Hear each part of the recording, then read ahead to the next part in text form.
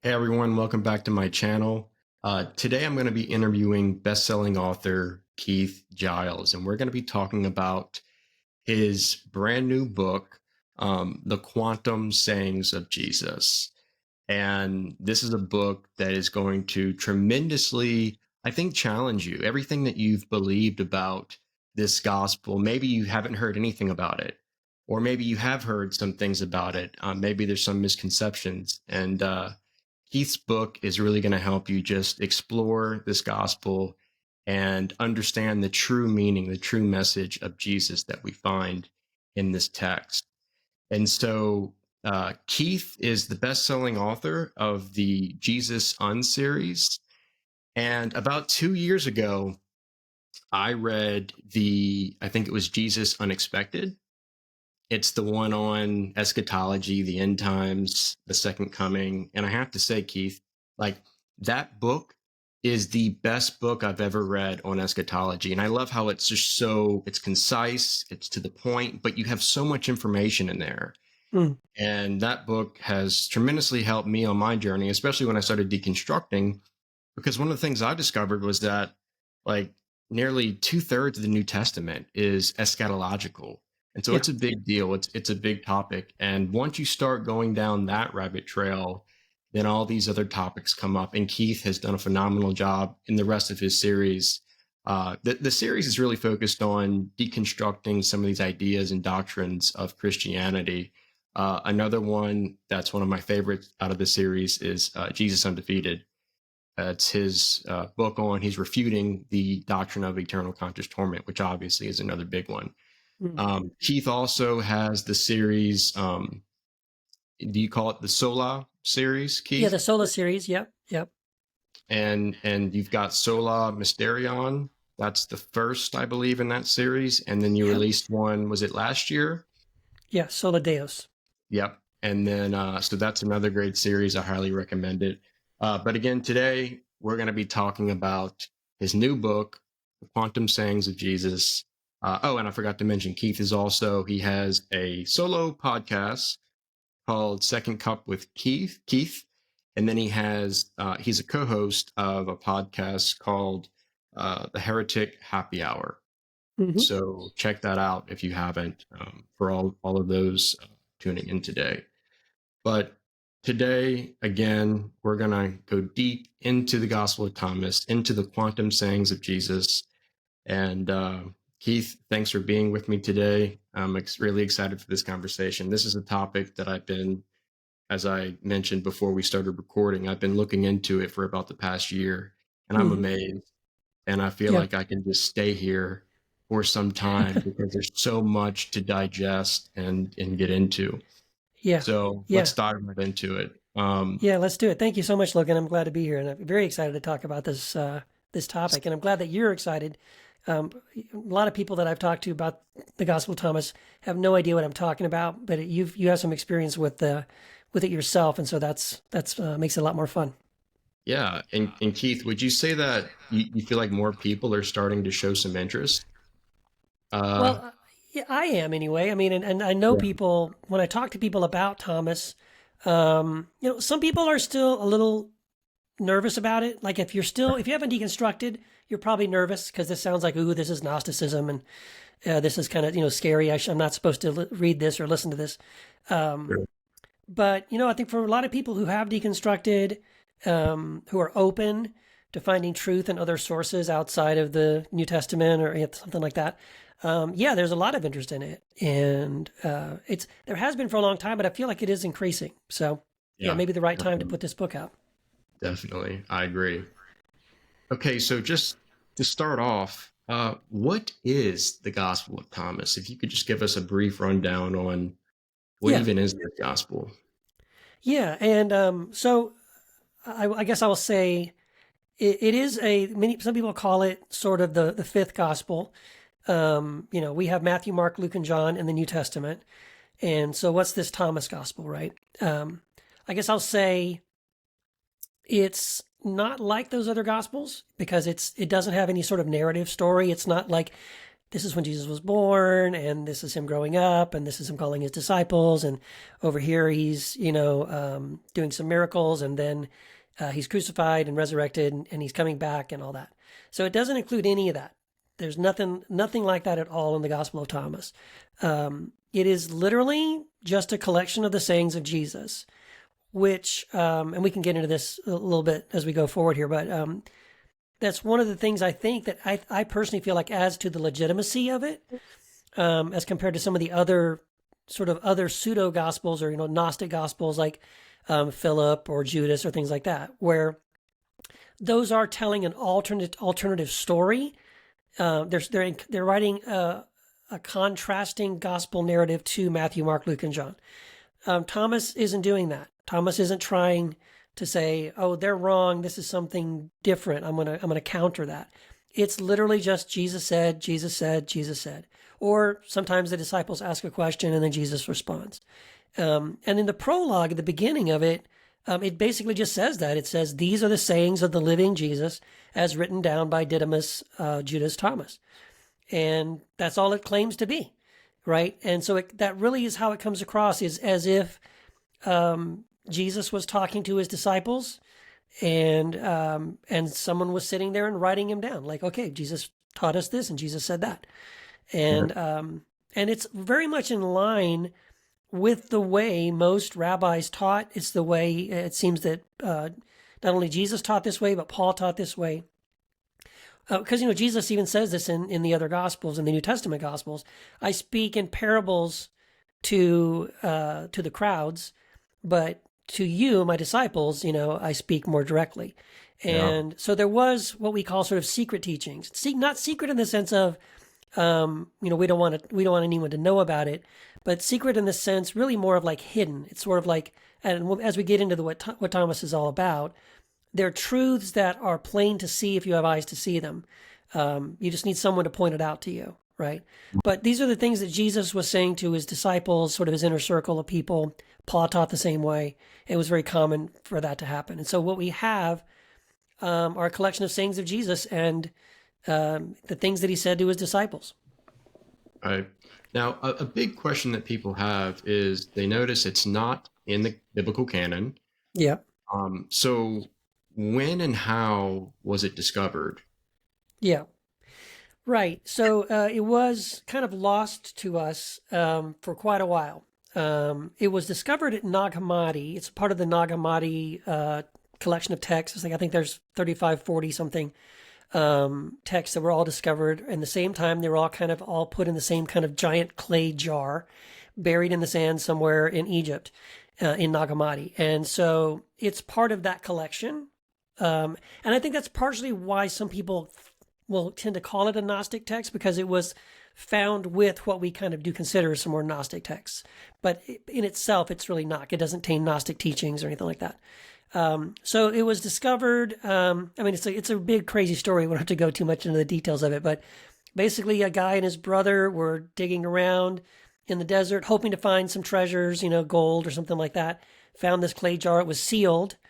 They were initially terrified to open it because they were afraid if they did, a genie might come out, and and they didn't want that, so they just took it home. They eventually opened it, of course, and found all these texts, but they didn't know what it was. They just kind of stuck it in the corner. Their mom was making dinner for them, like making a fire to cook dinner, and literally reached into the jar, pulled out some of the papers of the texts, used it to start a fire at least once, maybe twice, before they caught what she was doing and told her to not do that. So we are missing some of the pages because of that. Luckily, she didn't grab Thomas. Anyway, and there's a long story. There was a whole big, long drama about how it eventually came. I think he was wanted. One of the brothers was wanted for murder, and to pay a lawyer. He said, "Hey, I've got these. We found all this stuff in the desert. It's probably worth some money." And eventually, of course, they discovered what it was and that it was worth some money. And it made its way over to some scholars who were able to translate it. I think Thomas itself. So that was in 1945. So we discovered it in 1945. Prior to that, I think at the end of like the 1800s, 1890 something, we found some fragments of what later it wasn't until we discovered Nag Hammadi documents that we discovered that what those fragments were from Thomas. So before that, it was just like we found some fragments. We didn't know what it was. It was supposedly sayings from Jesus, but we couldn't tell exactly what it was until we discovered the full text of Thomas at Nag Hammadi and realized, oh, okay, that's what that was. But the Nag Hammadi is a complete text of Thomas. So, and it was something that was kind of lost. It was buried, we believe, around 340 A.D. And so Nag Hammadi is this phenomenal time capsule for us of, what Christians were reading at that time.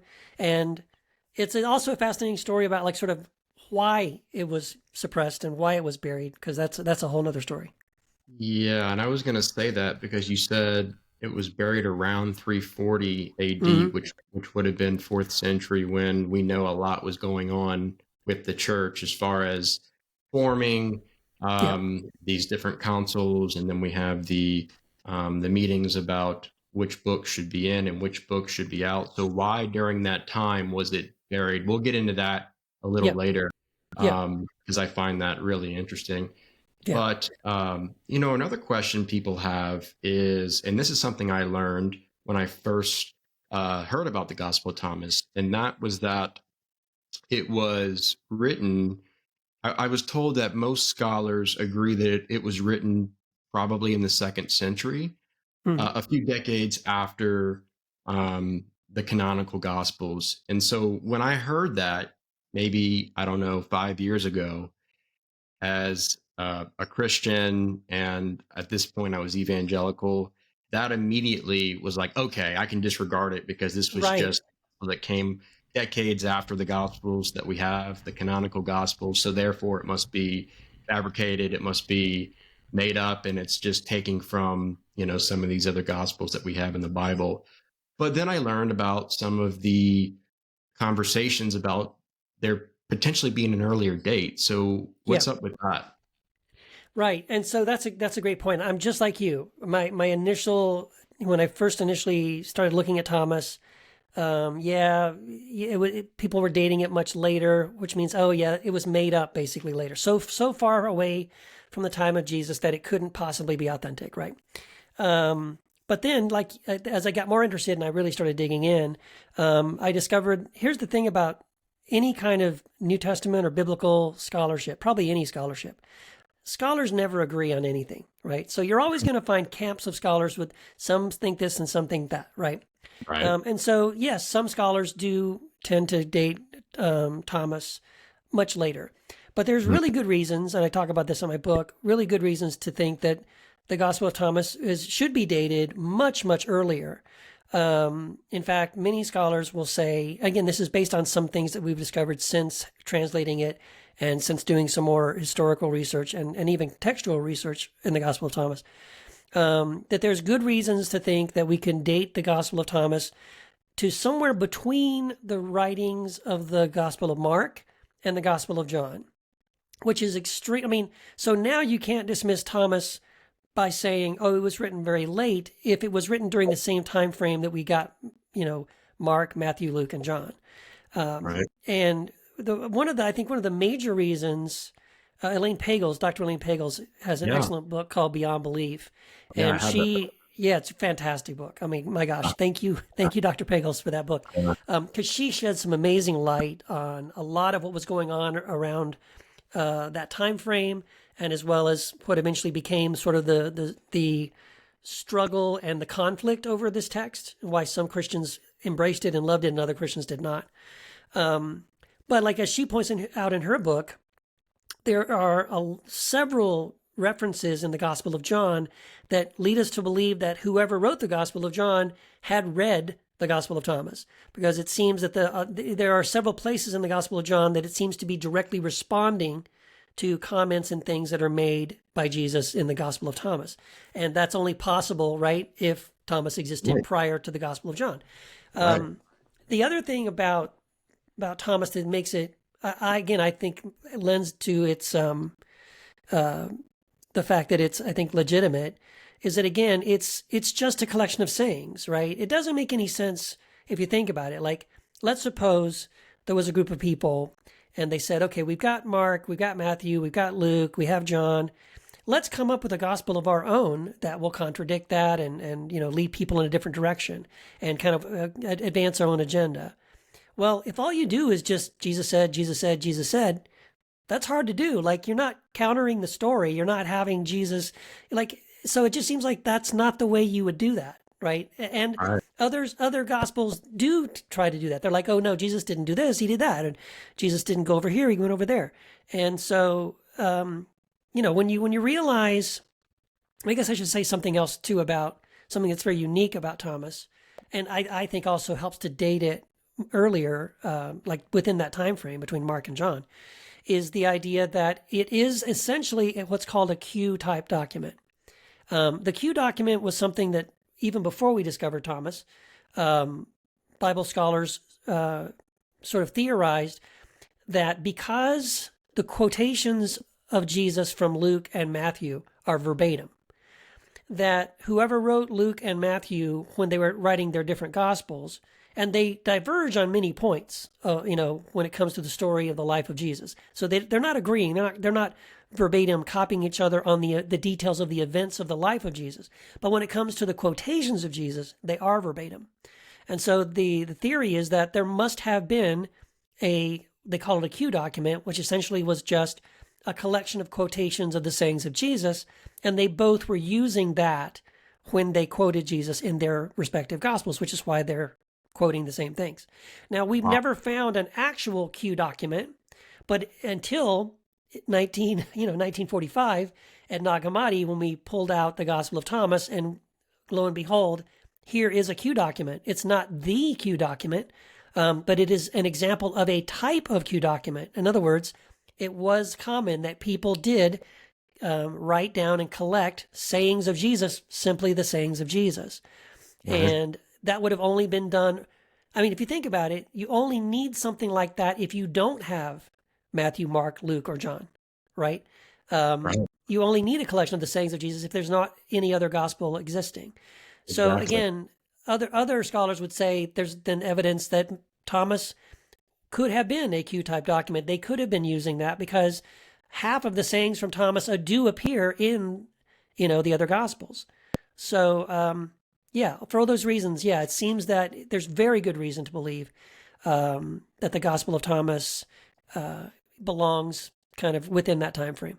Yeah. So, and that's where I lean. Obviously, I tend to think it is a legitimate collection of the sayings of Jesus for those and other reasons. Yeah, and that was one of the first things that amazed me when I read the Gospel of Thomas was as I'm reading it, I'm saying, wait a second, I've heard all this before.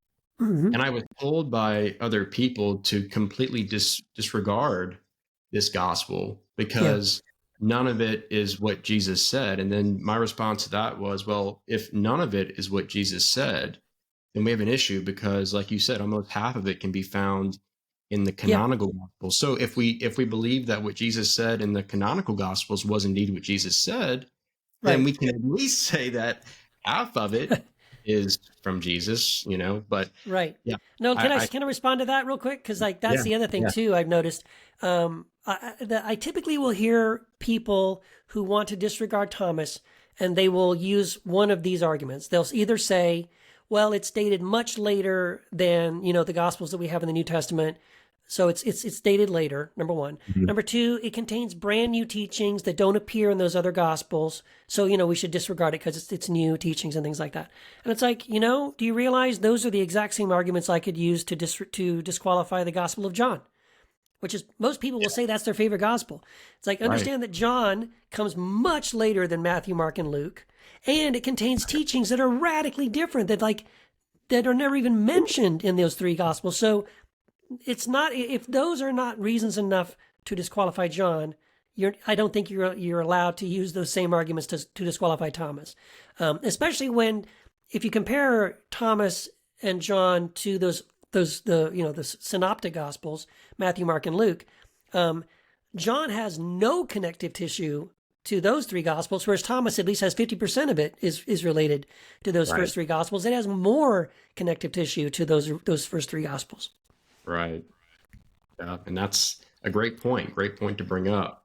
Now, another thing I wanted to talk about was one of the main reasons that I stayed away from this gospel growing up was because there was always a word that came in front of it, and that was it's a Gnostic Yeah. gospel. And Yeah. growing up in evangelicalism, there were certain words like Gnosticism or New Age that we Yeah. would use to label teachings that were different than ours. And then Mm-hmm. it was the we're right, you're wrong. Mm-hmm. And I didn't know what Gnosticism meant. I didn't really know what New Age was, but we would Yeah. just use these terms to label, like I said, any other teaching that was contrary, any other spiritual teaching that was contrary to our Yeah. doctrines and dogma. So that is something that people talk about a lot. It's a Gnostic text. Number one, what does that even mean? And Right. number two, is it a Gnostic text? Right. Well, I'll answer the last question first. No, it is not a Gnostic text. And I think the people that would probably argue the hardest that it is not a Gnostic text would be a true Gnostic. Anyone that really follows Gnosticism would say no, because there's nothing in the Gospel of Thomas that supports the specific kind of doctrines that you find in Gnosticism. And now a lot of scholars will sort of maybe walk the line a little bit. So they'll make a distinction between sort of Sethian Gnosticism and maybe what they call Valentinian Gnosticism. Although I still I disagree with that because I don't think you could really classify what Valentinus says as Gnosticism. Gnosticism as really we know it. And I think what people are referring to when they say Thomas is Gnostic is sort of the Sethian, more like the Sethian Gnosticism. And it is wonky stuff, I will tell you. If you just even go and read a Wikipedia article about sort of Sethian Gnosticism, they believe in all kinds of angelic beings and hierarchies and different demigods and demiurges, and the idea that the being that created the universe isn't the being that created planet Earth, and that being isn't the father of Jesus, and that's a different God. There's all these different kind of gods at different levels going on, and they also will usually have a very hard line, sort of anti flesh kind of doctrine, where like the flesh is purely evil, and so the spirit is purely good. They play a dualism, Dualism, where yeah. right, yeah, and so again, if anything, I would argue against that because I think in Thomas, Jesus seems to be saying over and over again that dualism is an illusion. Like there is no separation, there is no inside, Right. outside, up and down, male and female. Those are the illusions that we need to break free from. So, yeah, I would say Thomas is not truly a Gnostic text. And again, I think that label has been applied for, one probably as you're saying for a lot of people who just don't like it to disqualify it, to make sure people don't read it. Like don't read that. It's Gnostic. Yeah. And so maybe it's more of a fear tactic. And I guess the rest of the time maybe it's just people not understanding what Gnosticism means. It was found in Nag Hammadi. It was found with other Gnostic texts, but it itself is not a Gnostic text. Right. I totally agree. Now, the big question is this: why was it suppressed? Why was it buried? And why wasn't it included Mm-hmm. in the canon? Yeah.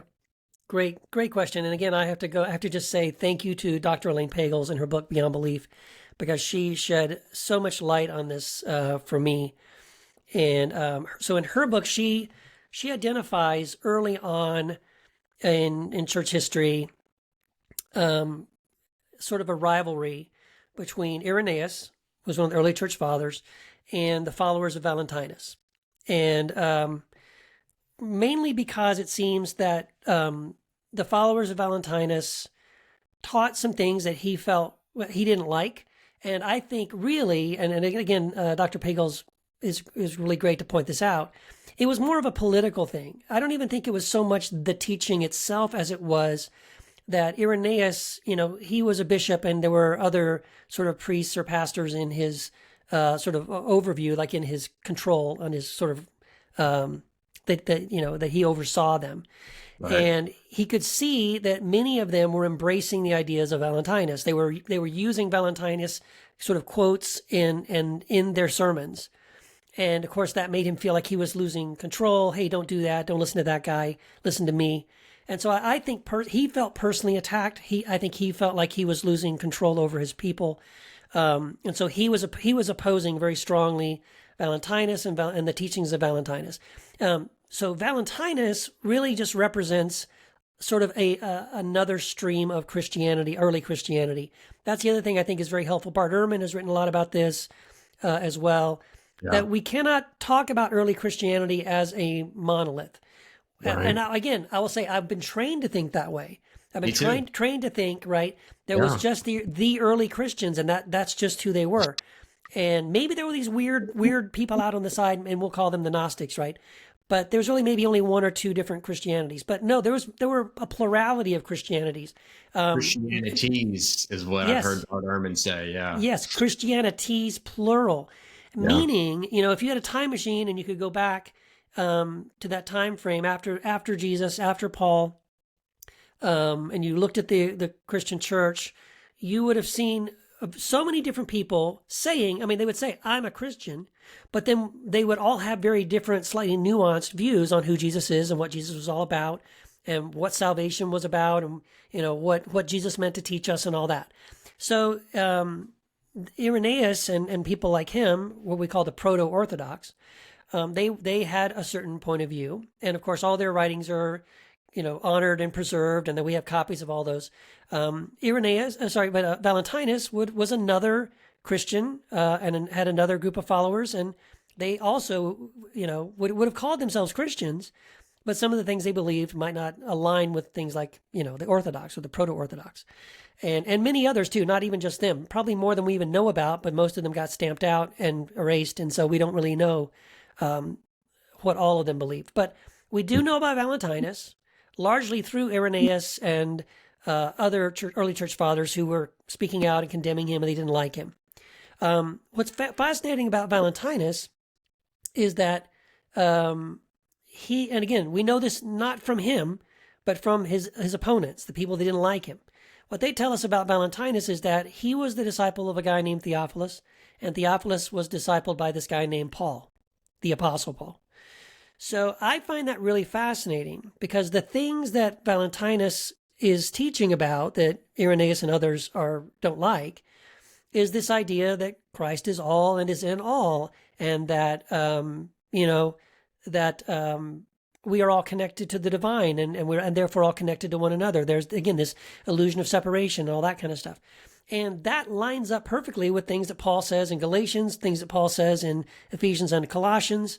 And so it seems that you can trace this from Jesus in the Gospel of Thomas and also in other places that Jesus says, like in John and other places where he speaks like this, where he's talking about our oneness and our connection with the divine and with one another. And then you can trace that thread through Paul. You can trace it to Theophilus, you can trace it to Valentinus. And so to answer your question, why was Thomas sort of suppressed? Well, one of the favored texts of Valentinian Christians was the Gospel of Thomas. So I think Irenaeus and others of the Proto-Orthodox were largely opposing Thomas, mostly because the Valentinians liked it. You know what I mean? It was like, in their minds, if we can get rid of this text, we can erase this group. We can get rid of this group, right? And so it seems like we can follow that, that there was this ongoing sort of conflict between these groups of Christians. And we can trace that up, as you said, or I talked about 340 AD. So this is around the time of Constantine. This is when Constantine now gives power to the Proto-Orthodox. When he calls a council, these are the people that he invites to be a part of the council. Now they have the authority of Rome, and you have Athanasius, who suddenly realizes he has an opportunity. Like, hey, anything I say now is going to be backed up by the sword, right? The Roman government is going to support anything I say. And so Athanasius, again, after Constantine takes power, after the Council of Nicaea, after he's kind of given this prominence within the Christian community, writes an Easter letter. It's called the Easter letter, and he sends this out to all the churches, all the monasteries, in the known world at the time. And he basically says to them, here are a list of books you are no longer allowed to teach from, to read during your worship services, to make a part of your sermons or prayer services or anything like that. And on that list is Thomas. So what's fascinating is what we know, what that tells us too, is that up to that point, Christians were gathering and they were using Thomas in their worship services, right? It was part of their regular, everyday kind of worship practices. And so what we think happened was that most, seminaries, most pastors, most churches burned or destroyed those books, including the Gospel of Thomas. Thankfully, it seems that there was a monastery in Egypt near Nag Hammadi, and that the decision was made, rather than to burn and destroy all of those books, was to put all of them in a giant jar, seal it, carry out to the desert, and bury it, where it sat until 1945, and then it was discovered. So very grateful for that decision, because without it, we would have lost not only Thomas, by the way, but a copy of the Gospel of Truth and Thunder Perfect Mind and many other texts that we had only heard about, that it existed but didn't have quotations from, and certainly didn't have complete copies of.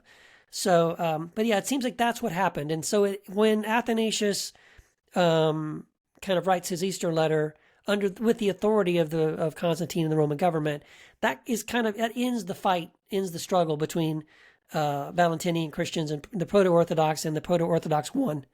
They won the battle, and they were able to suppress Thomas and many other books. Yeah, and that's another thing that I didn't realize until I started doing the research on my own, because you're not taught this stuff. No. It's amazing, especially with different things that happened during the first centuries of the church. But I didn't know that there were many different schools of thought and many Christianities underneath this umbrella of Christianity.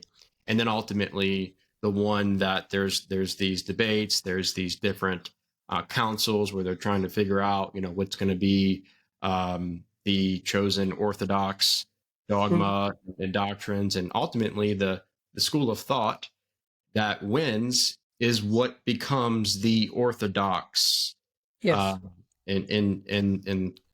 Christianity, in the church. So I definitely agree with you. I think the politics of all that had a lot to do with this gospel being excluded. I also think, and I've heard other theories about, when you really read this gospel and you understand the message of what Jesus is saying, which we'll get into that here in a second, and you start thinking about what he's saying, and then you compare it to what's being taught really mainstream in the church, especially during that time, 4th century, when they're trying to decide what is going to be in the canon. It makes you question, because there's something about this gospel that empowers the people to go within.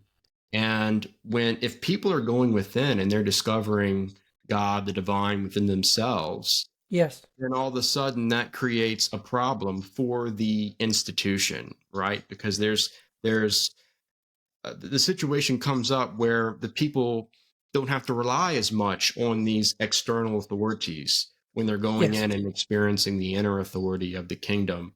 So that leads me to my next question, Keith.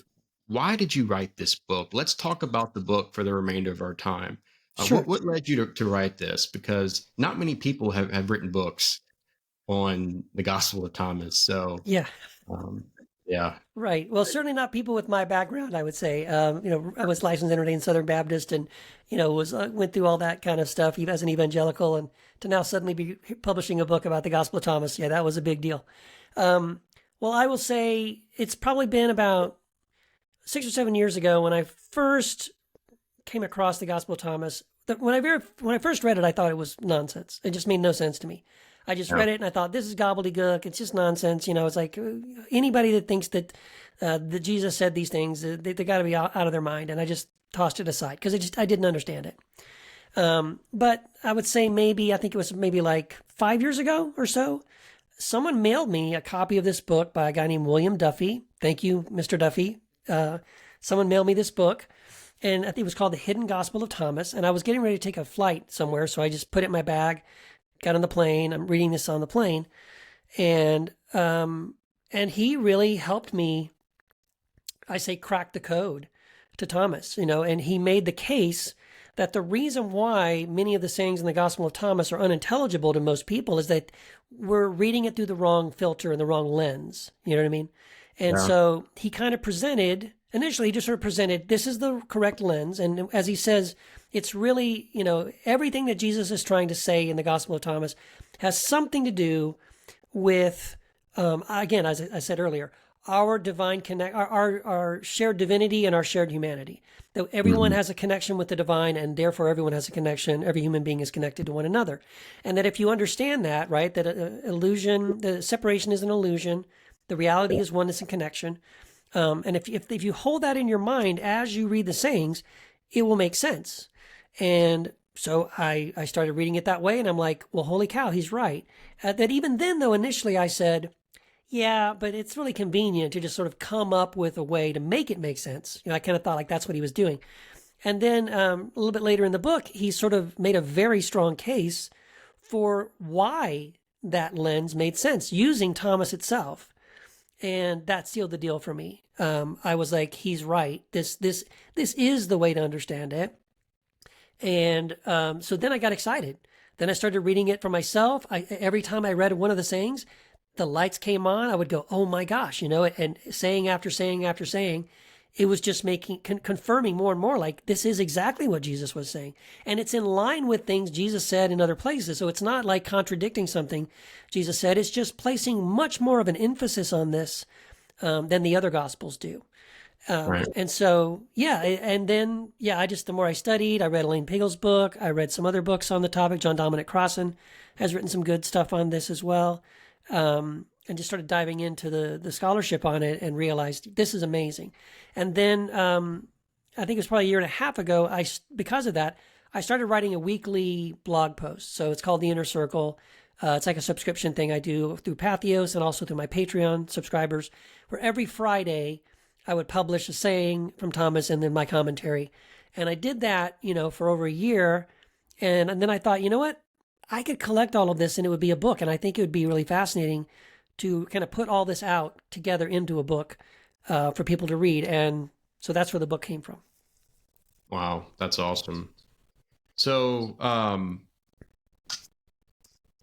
quantum, let's talk about that. And I know you mentioned the whole idea of we are all one, we are all Yeah. interconnected, and that being kind of a theme throughout the book.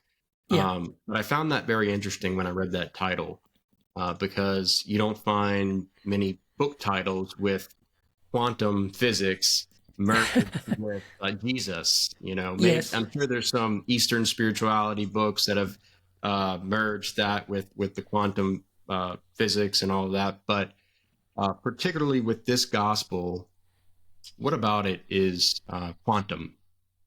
Right. Well, what's so interesting, is the reason why I decided to call it quantum is that I had done, before I started working on the Thomas stuff, when I was writing Sola Mysterium and Sola Deus, those books were much more about sort of really stepping outside of the bubble of evangelical Christianity and saying, whereas I love Jesus, I still do. I think Jesus is amazing. Recognizing that, there's truth found in other places as well, that we can find truth through Buddha or Rumi or Black Elk or, so many other people, wisdom teachers. And also realizing that the Bible wasn't the only source of truth as well, right? There were other writings and books and things like that. And so as I was writing Sola Mysterium and I was following that sort of train of thought, I also started then diving into quantum science and quantum physics.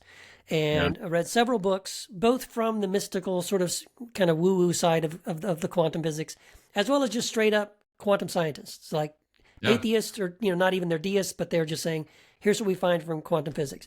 And that's what started blowing my mind, because I started then seeing an overlap when I looked at Thomas, that the things Jesus is saying in Thomas overlap with things that physicists like, Sir James Jean, who's a quantum physicist, is saying, right? So I have a quote I'm going to read from him. He says, again, based on what they're learning from quantum science about what the universe is and how the universe really operates, what is reality? James Jean says, the stream of knowledge is heading towards a non-mechanical reality, or not, non-matter, non-material. The universe, he says, begins to look more like a great thought or a consciousness than like a great machine.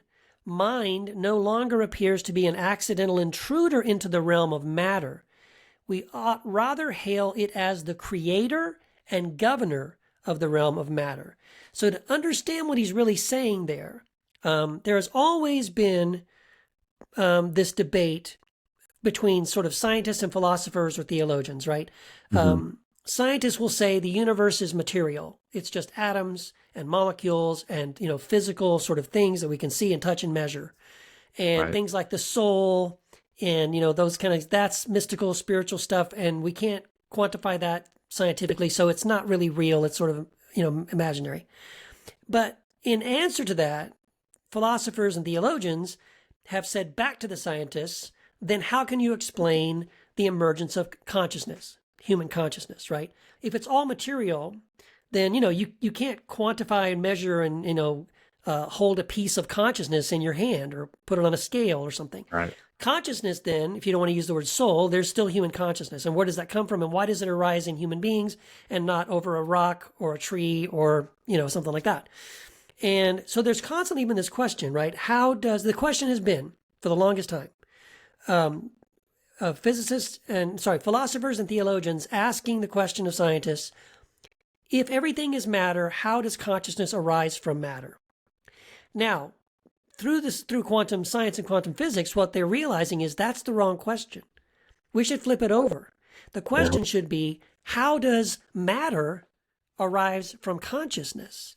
Right. And that's what Sir James Jean is talking about in this quote. He's saying, no, the universe is not a great machine. It's not matter. It's consciousness. It's a thought.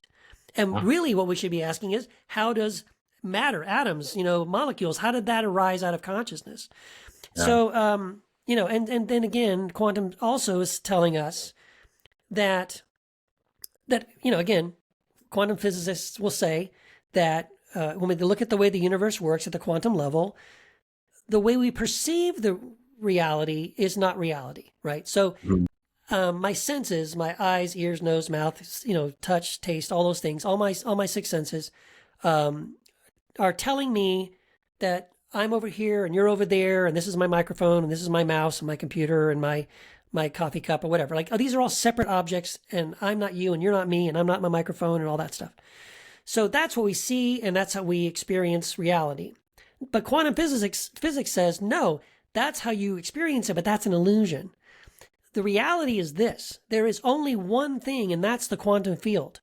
So everything you see and experience as a separate object or person is actually just an expression of the single quantum field. There is only the quantum field. That means you and I are connected. Yeah. We are part of this same quantum field. And so again, now I'm reading Thomas, and Jesus is saying, you won't see the kingdom until you make the inside like the outside, and the male like the female, and the female like the male. In other words, he's saying erase all these divisions and boundaries. This is why Paul is saying in Galatians, in Christ, or you could trade out Christ for quantum field.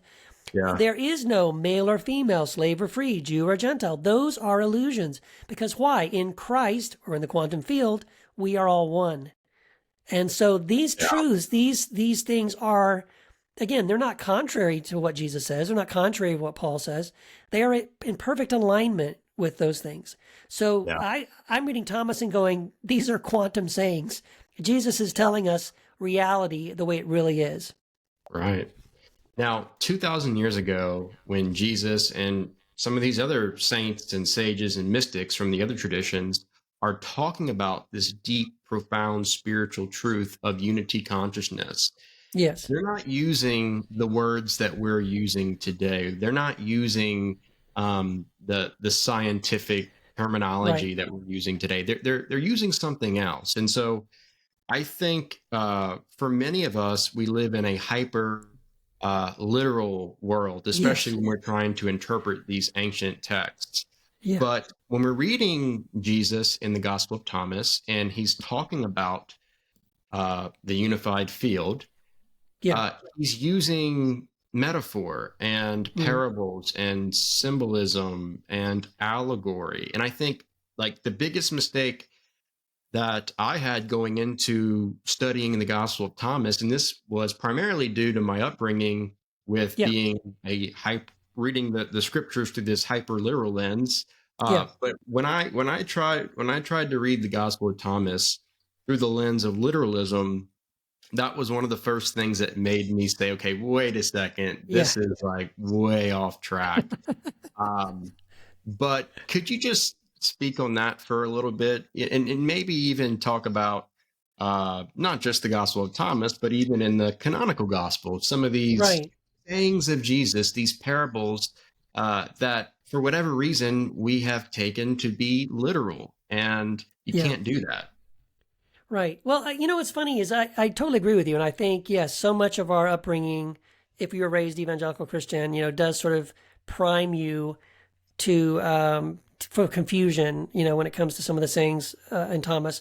But what's funny is like, yes and no. You know what I mean? Like, I think a lot of times, there's plenty of things that Jesus says in the canonical Gospels, like parables and things like that, where we're like, oh no, he doesn't mean that. I mean, he's this Right. this stands for this, right? So we know enough to know that sometimes if Jesus is saying something, you don't take it literally. You don't take it like, I'm not going to pluck out my eye and cut off my hand.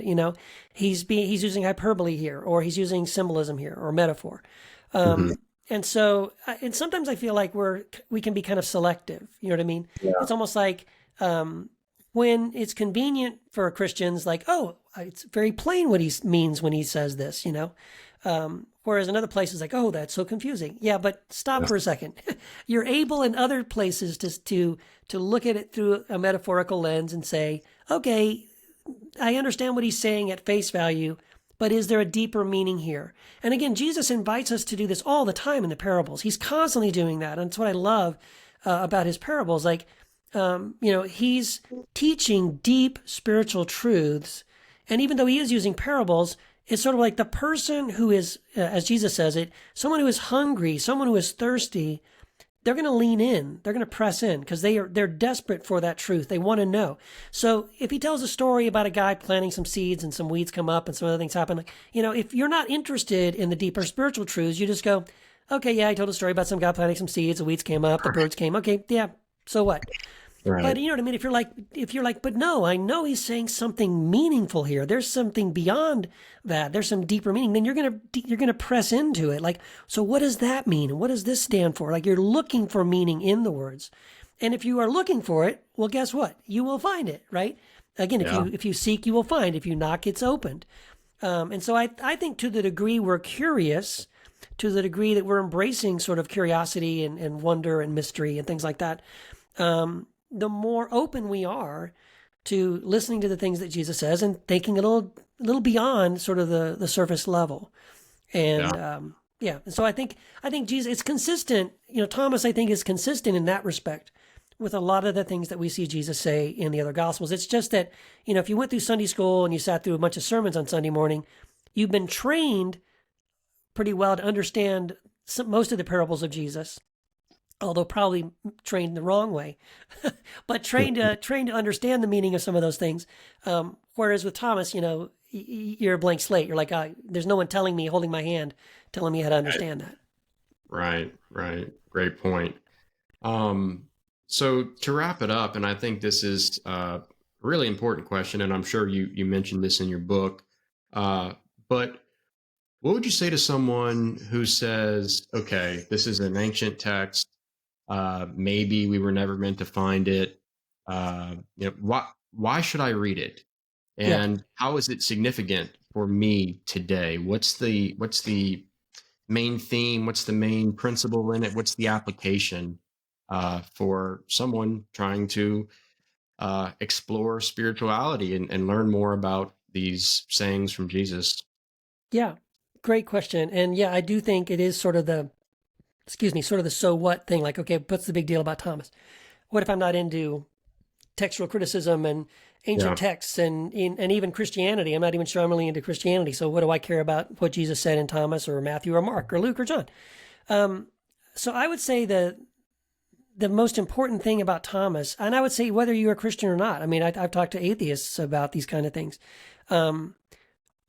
The heart of the message, again, of the 114 sayings that Jesus has for us in the Gospel of Thomas, the heart of the message is that every single human being has a shared divinity, a connection with the divine, or if you don't like the divine, the quantum field, Yeah. the source of all life and consciousness in the universe. Quantum physicists would say the great consciousness, right? It's the Hmm. singular consciousness, the shared consciousness.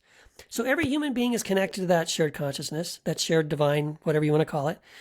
And therefore, we are all connected to one another. Again, we're all just expressions of the same quantum field, or we're all children of God, however you want to use that phrase, however you want to express it. But there are different ways to express the same truth. And the power of that reality, like if we truly as human beings can embrace this idea that on the quantum science level, on the mystical level, on the Jesus level, how different levels you want to look at it, the ultimate reality is this: we are all connected to one another. We all have inherent value and connection and a shared humanity.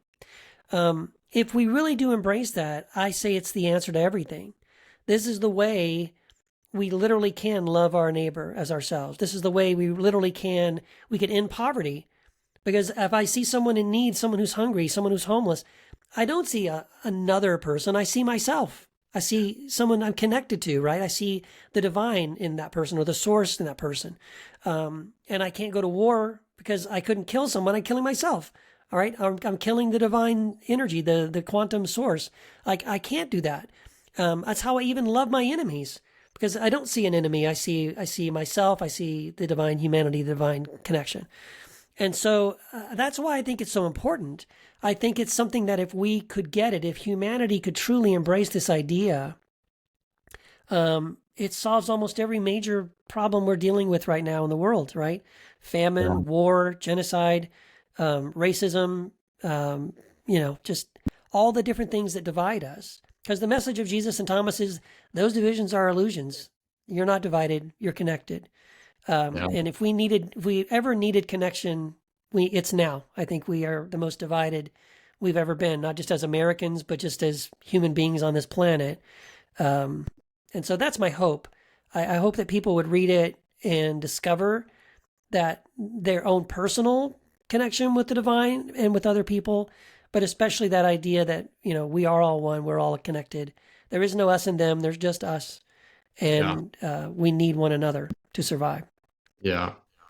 And Keith, I think the important thing about your book is going to be it's going to take the idea that we are all one, that we are all interconnected, from being an idea, from being another theology, which it can be another theology, it can be Sure. another doctrine. It's going to take it from that to a direct experience that will result in how we view the world, how we view each other, how we view the Yeah. planet, right? It's going to go from an idea, from a concept to a lifestyle. And that's when we're going to start to experience Yeah. change, true transformation Mm-hmm. on a large scale. So that's what I'm most excited about, because Yeah. that's really my mission in everything I do, whether it's what I'm writing, videos I'm making. That's always the heart behind it. It's to take this idea, to take this concept of union, of oneness, Mm-hmm. from something that you believe or think in your mind to something that you know in your heart. Because once you know it in your heart, then there is a transformation that happens from the inside out. Mm-hmm. And that's what it's all about. I love the Yes. whole in Hinduism, in the Vedanta tradition, there's this notion of self-realization. And what does that Mm. mean? It's the self. They're not talking about the egoic self, the Mm-hmm. false self. They're talking about the true self, the Mm-hmm. you that is one with God. And Mm-hmm. the belief in that tradition is that once you go within and once you discover who you really are, then you can't help but, as Jesus says, love your neighbor as yourself. And I find it interesting. Jesus says, love your neighbor as yourself, not like you love yourself, but as yourself. As And if that's yourself. Yeah. exactly. In the East, in Hinduism, like I'm saying, they say self with a capital S, and they're referring to the divine that's Yes. within each being. Mm-hmm. So that's what's so amazing about it. And we see that connection in this gospel, the Yeah. Gospel of Thomas. And so, yeah, this is really exciting. Now, where can people purchase the book? It's on Amazon, right? Mm-hmm. Yep. And then Yeah. go ahead, Keith. Yeah, I was going to say it's on Amazon, pretty much exclusively, or you can get it through me directly if you want a signed copy or something. But Yep. the paperback and the Kindle version, both on Amazon. Audible should be coming in a couple of months, and those are the best places to find it. Awesome. And where can people learn more about you and what you're doing? Yeah, thank you. So yeah, I blog on Patheos, and you can find that by just going to keithgiles.com. And again, you mentioned I do a couple of podcasts, Second Cup with Keith, Heretic Happy Hour, Apostates Anonymous. And I'm on social media, Instagram, Twitter, Facebook, all of the above. Look for me there. I'd love to connect. Awesome. Well, I think that's it for today. We covered a lot in a short amount of time. We're under an hour, so that's pretty good. We Yeah. answered a lot of questions, and this is a very deep topic to be talking about. So, yeah, it's been a great conversation. Keith, thank you again for being on here and having this conversation with me. Is there anything else you'd want to say before we end this conversation? Or No, the only thing that was coming to my mind that we didn't talk about was just something that, again, it's just confirming this idea that those things that Jesus says in Thomas are not against the Bible. They're not against anything in the scripture. Is like, there's this passage in the Gospel of John where Jesus says this phenomenal thing. He says, in that day, meaning one day, not now, telling the disciples, like, you don't get this now, but you will, right? So a day is coming.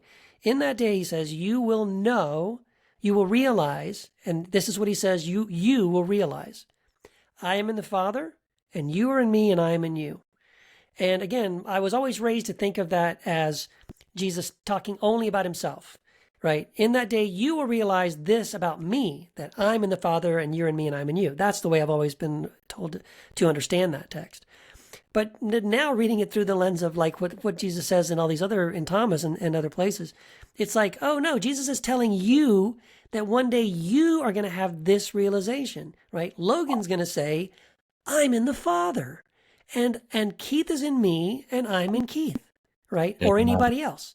yeah, That's the realization. And I totally think that is exactly what Jesus is trying to tell us. And to your point earlier, I think that kind of teaching of Jesus, both in Thomas and other places that we find in the New Testament, that also has been suppressed because, for the same reason you said, because it's really difficult to create an organized religion that exists to perpetuate itself, really.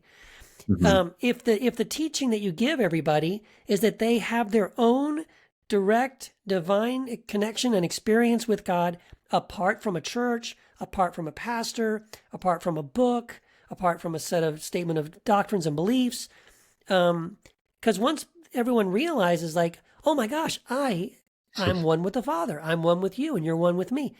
Well, I don't need church. I don't need a book. Like I got it. And again, Jesus says this all the time in Thomas, right? He says, like, several times they'll call him master, and he'll say, I'm not your master, right? There's another place where he uses he says the one, only the blind. He says, if the blind lead the blind, they both fall into a ditch, right? And I understood that one way, but through the lens of Thomas, it was like, what he's saying is, if you're blind, you need a guide. But the goal is not to be blind. The goal is to see, to have your eyes opened, And once you see, you don't need a guide. You don't need a guru. You don't need a book or a Bible or, again, a denomination or a church or anything like that, because you have your own direct connection with the divine. And I think that is one of the major reasons why this message has been suppressed and literally buried for 1,000 years, because it's a threat to organized religion.